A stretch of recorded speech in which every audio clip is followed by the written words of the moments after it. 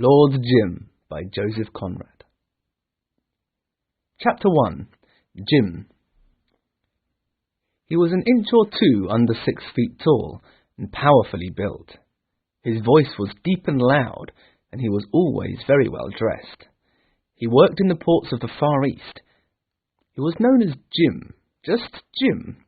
He had another name, but he was afraid of anyone knowing it, because he wanted to hide a fact, and when the fact was known, he would suddenly leave port. He was travelling slowly but surely towards the rising sun. Afterwards, when he finally decided to leave the ports behind him, the Malays of the jungle village he came to live in added another word to his name. They called him Tuan Jim, or Lord Jim. Jim had always wanted to be a sailor, and after 2 years of training he went to sea. He had dreamed of the sea, and the adventures it would bring all his life. So when he finally entered the regions so well known to his imagination, he found them strangely empty of excitement. However, he worked hard, was gentlemanly, and had a thorough knowledge of his duties. In time, when still very young, he became chief mate of a fine ship. On this ship, Jim had his first piece of bad luck. He was badly injured during a storm when one of the ship's sails fell on him. His Scottish captain would say afterwards, "Man, it was a perfect miracle how he survived it." Jim's injuries continued, and when the ship arrived at the next port, Jim was left behind. In this eastern city, Jim met many new characters, generally of two kinds. Some, very few, lived energetic lives, full of dreams, dangers, hopes and plans. However, most were lazy, and they hated the horror of hard work. They loved short voyages and the difference of being white. They led easy lives. At first, this gossiping crowd seemed to be nothing more than shadows, but after a time Jim became fascinated with them and their lives of leisure. So he gave up the idea of going back to England and took the job of chief mate on a ship called the Patna. The ship was to carry 800 pilgrims to a port in the Red Sea. The captain of this ship was a German who had no love for his home country. He was enormously fat and looked like a baby elephant who had been trained to walk on his back legs. A month or so later, Jim was in court trying to explain what had happened on the Patna. This was when we first looked at each other, and I still remember Jim's story quite clearly. Everybody was there in that courtroom, as it was such a notorious story. There had been 4 of them who escaped from the ship. The captain, as soon as he realized the seriousness of his actions, had run away immediately, saying in broken English, "Bah, the Pacific is big, my friend. I know where there is plenty of room for me. I will an American citizen become." One of the others, an older man with a long grey moustache, had drunk himself into insanity. It is said that he had been drinking 4 bottles a day of the most evil rum.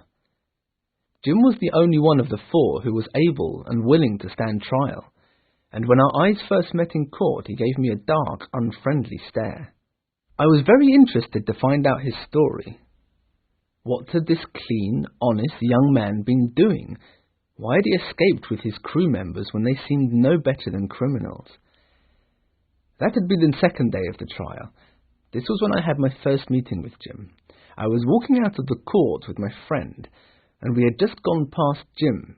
At that moment, my companion nearly fell over a little yellow dog that had been wandering about between people's legs. "Look at that miserable dog," said my friend. "Did you speak to me?" asked Jim, directing the question to me. "No," I replied. "You say you didn't, but I heard you. And what did you mean by staring at me all this morning during the trial? I won't let any man call me names outside this court. Even if you were the size of 2 men and as strong as 6, I would tell you what I thought of you," he said. "Please stop and tell me what I called you," I replied. "Now you see I'm not afraid. You try and crawl out of it. Who is the miserable dog now, hey?" he asked me. I directed my finger towards the little animal by the entrance of the court. He looked confused at first, then amazed, as if the dog was some kind of monster. "Nobody was trying to insult you," I said. He turned a bright shade of red, and hurriedly walked away. I decided to go after him and asked him why he was running away. "Never! Not from any man on earth." He paused and then continued more calmly, "I'm sorry, it was my mistake. I don't mind people staring in court, but not outside." I was very curious about this man, and so invited him to have dinner with me. We met that evening at the hotel I was staying at.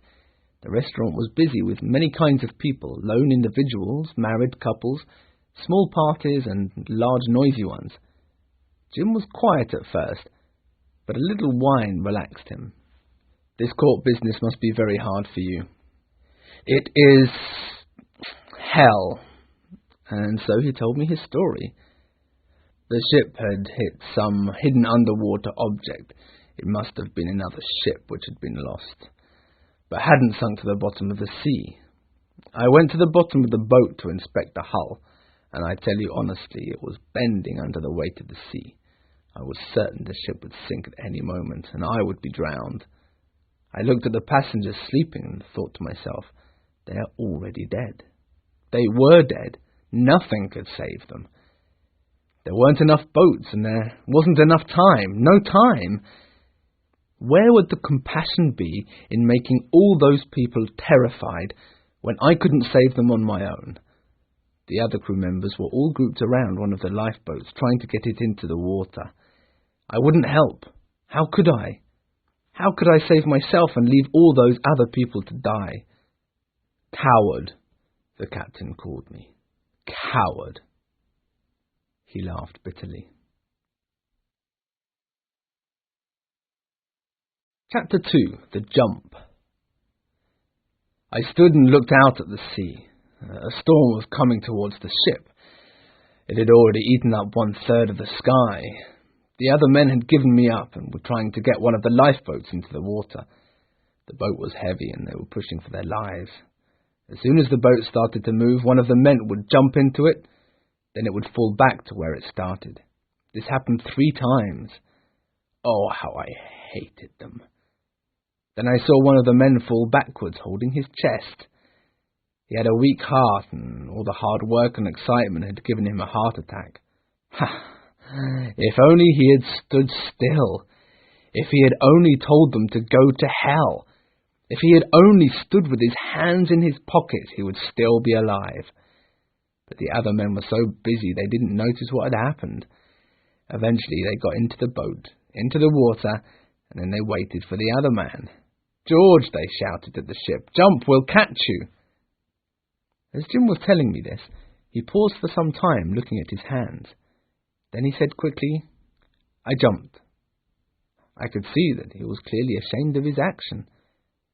I knew nothing about it until I looked up and saw the ship towering over me. It was higher than a wall. "I wished I could die," he cried. There was no going back. It was like jumping into a deep bottomless hole. It terrified me to see the ship still there. I wanted it to sink, wanted the suffering to be finished.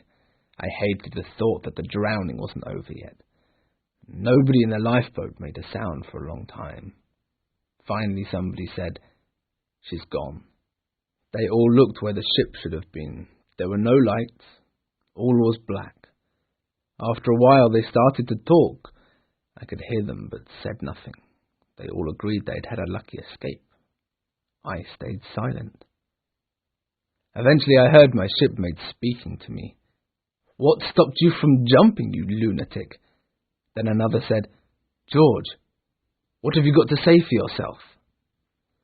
One of them walked over to me and took a closer look. "It's the shipmate." "What?" shouted the captain. "No," another man screamed. It became clear they thought I was responsible for George not being there. They called me horrible names. I could hear hate in their voices. It made them mad to think I had escaped with them. They were like a group of little dogs, yap, yap. But it kept me alive, I tell you. It saved my life. Sitting there in my thin cotton uniform on that night, I'll never be so cold again in my whole life. The engineer stood up and called me a murdering coward. Then he shouted, "You killed him, you killed him." I shouted back, "No, but I'll kill you if you're not quiet." I jumped up at him and he fell backwards and hit the boat with a thump.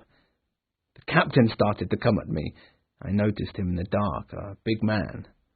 "Come on," I shouted. He stopped and went back to where he was. "You had a lively time in that boat," I said.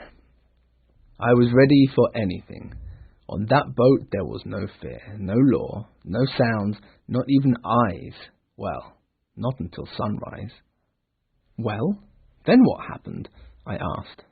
"Nothing. They only wanted noise. I sat there, awake and waiting in the dark for 6 hours, already ready and alert with a heavy piece of wood in my hand. When the sun rose, I could finally see them. They sat opposite me like 3 dirty owls, staring at me. But in the morning, everything was different. Now they were friendly, wanted to make up a story with me, to explain why we had left the Patna and not tried to help the passengers. I ignored them. They spoke quietly to each other about what to do when we were rescued. The day continued, and I sat in that small boat. The sun travelled from east to west, burning my head. Normally it would have driven a man mad, but on that day I was thinking as clearly as any man ever has. The Avondale picked us up just before sunset. My shipmates told their story. The ship had gone down in the storm, sank like a stone, they said. "You said nothing?" I asked him. What could I say? But it felt like cheating the dead. Of course, everything changed when we arrived at port. A French gunboat had picked up the Patna and successfully taken it to safety. There was to be an investigation into why the officers had left the ship. I told Jim I could help him escape. There was no need for him to go to the trial the next day. I could lend him some money, help him find a job somewhere else. The money was ready in my pocket. He could leave now, but he wouldn't listen. "You don't understand," he said. "I may have jumped from that ship, but I don't run away." For a few seconds we sat in silence. "I would very much like to see you after the—" "I don't see what will stop you. This damn business won't make me invisible. No such luck." And so we left each other that night. I felt very sorry for him. He was a man of less than 24 years, and he had lost all hope for the future. The verdict of the trial was read the next day. Abandoning in the moment of danger the lives of the passengers and the possessions of the owners, therefore, Gustav so-and-so, native of Germany, certificates cancelled. The court was silent. Jim left the court with his head lowered. I found him later, standing looking out at the sea. I told him he could stay in my apartment for a few days while he decided what to do. He followed me without saying a word. That evening we sat in silence in my room, me at my desk writing endless letters, leaving Jim to his thoughts. Jim stayed with me for 2 days, but on the third he wanted to leave. I knew I couldn't abandon him to the darkness. I would never forgive myself. I wrote a letter to a good friend of mine, telling him that Jim was to be helped in any way possible. The next day Jim and I parted, and this was the last I heard of him for 6 months. I received a letter from my friend, telling me about what a fine fellow Jim was. I was pleased to hear Jim was doing so well. Soon after this, I made a trip, and on my return another letter was waiting for me. This time the news wasn't so good. "There is no silver missing, but he is gone, leaving on the breakfast table a little note of apology. I regret very much his leaving. He was much liked and will be missed." I put the letter to one side and looked through my others until I found one in Jim's handwriting. I opened it and read his story. It seems one of the crew from the Patna had arrived in his town and was looking for work. "I couldn't stand his friendliness," Jim wrote to me, "from 700 miles south of the seaport where he had been living. I knew he liked me. He thought I was an excellent fellow. Pah! When I remember how he had spoken to me on that little boat, it made me feel sick." Jim's story seemed to follow him wherever he went, and each time it arrived at the port where he was living, he would leave and go to another place. He did this more times than I can count on the fingers of my 2 hands, all this to escape his personal ghost. Of course, the funniest thing was that after a time, because of his sudden departures, he became quite well known in the eastern ports of Asia. Chapter 3. Jim and Patusan. We met again in Bangkok, and we left town together the next day on my ship. Some weeks after this, we arrived at a port where a good friend of mine, Stein, lived. That evening I decided to ask his advice about Jim. Stein was a wealthy and respected businessman who dealt in buying and selling a great deal of rare butterflies. He was also one of the most trustworthy men I had ever known. He saw the solution to our problem at once. "My trading post, in Patusan," he said. "My man there, Cornelius, needs to be replaced. He's no good, and I think he's been stealing from me. I don't think he would leave, as he has a daughter there, but I could let him keep his house and start Jim in a new place." I should explain that Patusan is a native-ruled state, populated mainly with Malaysian, with a main town 40 miles from the sea, in the middle of a forest, with 2 large hills overlooking it. 3 days after our conversation, Jim started on his journey there. He was given a small silver ring by Stein, with the instructions to find a chief called Doramin. His last words to me before he left were, "I promise to look after myself." Jim arrived at a small fishing village called Batu Kring, from where he asked his way to Patusan.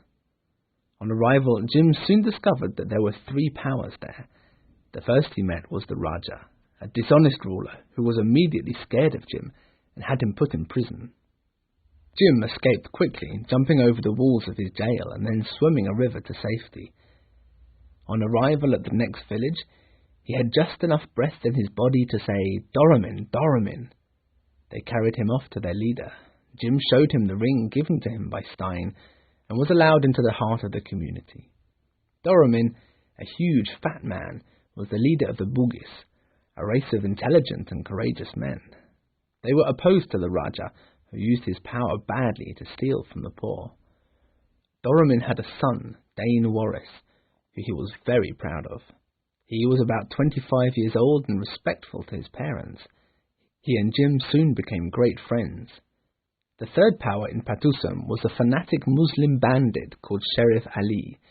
He terrorized the population of Patusan from his fort on top of one of the hills. The Bugis were very afraid of their 2 neighbors, but Jim realized soon after his arrival that he had the power to make peace. It was Dane Warris who was the first to believe in his plan, and with his help, Jim was able to convince Doramin that the sheriff should be attacked. It was during my only visit to Patusan, when we were standing on one of the hills overlooking the city, that Jim told me all about the attack. "It all started here," Jim told me. On the other hill, the remains of Sheriff Ali's fort could still be seen. He had taken 2 of Doramin's small cannons and put them on top of the hill. "Getting them here was the difficult thing," he said. On the night of the action, Jim had been rushing up and down the hill like a squirrel, directing, helping, and watching. Old Doramin had himself carried up to the top of the hill so he could watch the attack. But Sheriff must have thought we were mad, because he didn't come to see what we were doing. When the cannons were in place, Jim left the responsibility of firing them to 2 old Bugis men, and then he went to join Dane Warris to lead the attack. As soon as the first rays of sunshine could be seen, the cannons were fired. The top of one hill was covered in smoke, and from the other came the noise of shouts and screams. Jim and Dane Warris were the first to get to the fort and force their way past the gates. The third man in was Tam Itam, Jim's own servant. There was a hot 5 minutes of fighting before somebody set the fort on fire and everyone had to escape. That was the last we saw of Sheriff Ali. After that, the excitement in Patusan was very great. "You must have enjoyed it," I replied. "It was amazing." After this, Jim became very famous, and he was the most powerful man in the area. And so I should also mention the other thing I found out about Jim during my visit, and that was his love. Jim called her Jewel. She had skin the colour of olives, was both shy and confident. She would often just sit and listen to us talk, her big clear eyes watching our mouths. Her mother, a half Dutch, half Malaysian, had taught her to read and write, and she had learnt English from Jim. They had soon met after Jim's arrival. He had left the safety of Doramin's house and gone to live with Cornelius, a miserable old man, and the stepfather of Jewel, who was Mr. Stein's representative before Jim arrived. Jim was not safe living there, because Sheriff Ali wanted him dead, but he sympathized with Jewel and did not want to leave her alone with Cornelius. Eventually there was an attempt to kill Jim. He told me how he was woken up one night by Jewel. Get up, she told me. I jumped to my feet and she gave me my revolver. She asked, "Can you face 4 men with this?" I laughed and said, "Yes, of course. Command me." "They are waiting in one of the buildings." She led me to the house where the men were waiting. I walked into the main room but could see no one. "Fire! Defend yourself!" Jewel cried. "There's nobody here," I replied, and then I saw a pair of eyes. "Come out," I ordered.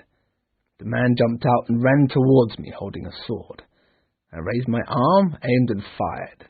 The man's head flew backwards and fell to the floor. I only realized later that I had shot him through the mouth. I stepped over the dead body and pointed the gun at another man, but just as I was about to fire, the man threw down his sword and stood up. "How many more of you?" "2 more, Tuan." The other 2 came out, their hands empty.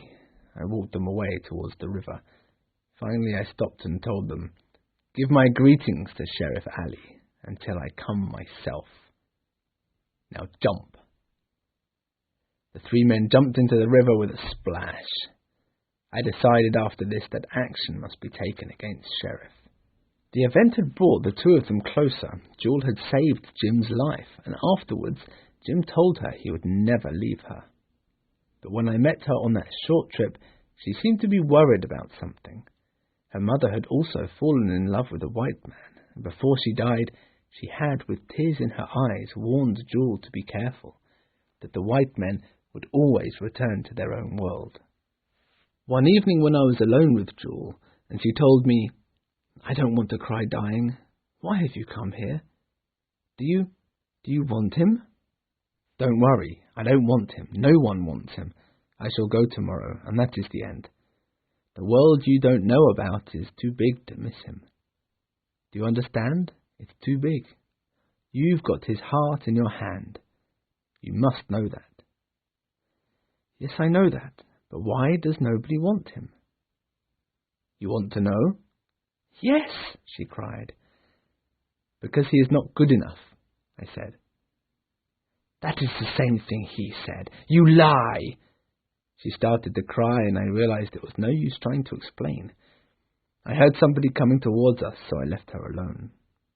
The night was beautiful, and I found a quiet, peaceful place by the river to stand and think. The moon shone through a gap in the trees. It felt strange to be leaving my friend behind, but I had decided that I should never come back here. The silence was broken by Cornelius, who came over to me like a rat and began asking me all sorts of questions. We started to talk about Jewel, and it became clear that he saw her as a possession of his, and so if Jim was to be allowed to marry the girl, Cornelius should be given some money in return. "When Jim leaves, I can look after her for a small present." "That time will not come," I told him, "because Jim is not going to be leaving. He will never go home." "Ha ha ha," she laughed. "We shall see, we shall see. Steal from me? She is like her mother, a devil." I walked away from the disgusting little man. As I left, I heard him say, "No more than a child, a stupid fool." The next day, as Jim and I were sailing down the river, leaving Patsuan behind me, I had completely forgotten about Cornelius's bitterness. The place was like a picture, which I could look at for a time, leave, and then on my return it would be the same. I was turning away from the picture, and was going back to the other world where things change.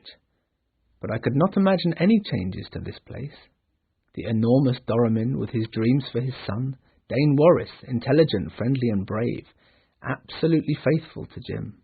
The girl, totally hypnotized by her love of Jim, and miserable, pathetic Cornelius. They were like statues, unmoving. But the man who they revolved around was more difficult to see as a statue. He would be living, changing, working or fighting. He was one of us.